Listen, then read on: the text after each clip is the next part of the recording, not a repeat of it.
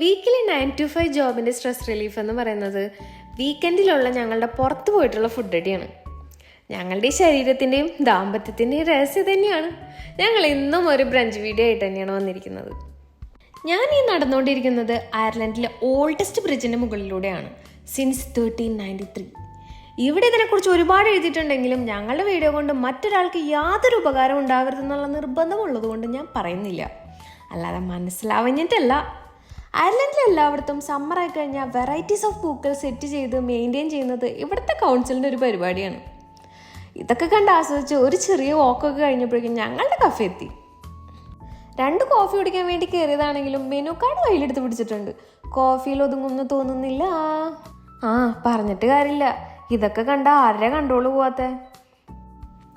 എന്നാ പിന്നെ ഞാനും ഒന്ന് നോക്കിയേക്കാം. ഓർഡർ എടുക്കാമെന്ന് പറഞ്ഞ് പോയ ആൾ അവസരം മുതലെടുക്കാമെന്ന് തോന്നുന്നുണ്ട്. വീഡിയോ എടുത്ത് വെച്ചേക്കാം, ഭാവിയിൽ ആവശ്യം വരും. അങ്ങനെ ഞങ്ങളുടെ കോൾഡ് കോഫി എത്തി.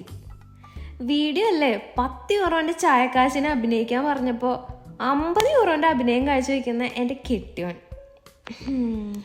അങ്ങനെ ഞങ്ങളുടെ ഫുഡ് എത്തി.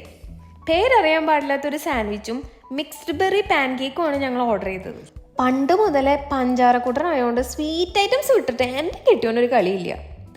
വായിൽ വയ്ക്കും മലിഞ്ഞു പോണ പാൻ കേക്കും നല്ല ക്രിസ്പി ഫില്ലിങ് ഫ്ലേവറി സാൻഡ്വിച്ചും ആയിരുന്നു. Must try guys. തിന്നുന്ന തിരക്കിൽ എൻ്റെ ഫുഡിൻ്റെ വീഡിയോ എടുക്കാൻ ഞാൻ മറന്നുപോയി. എല്ലാം കഴിഞ്ഞ് വയറ് ഒഴിഞ്ഞിരിക്കുന്ന സാറ്റിസ്ഫൈഡ് ഫേസ് നിങ്ങൾക്ക് കാണാം. അയ്യോ വെയിറ്റ്, പറയാൻ മറന്നുപോയി. ഈ കഫേ ട്രിമ്മിലെ ഒലീവ് ട്രീ കഫേയാണ്. അങ്ങനെ വയറും മനസ്സും നിറഞ്ഞ് ഞങ്ങൾ ഇതാ പോവാണ്. Bye bye.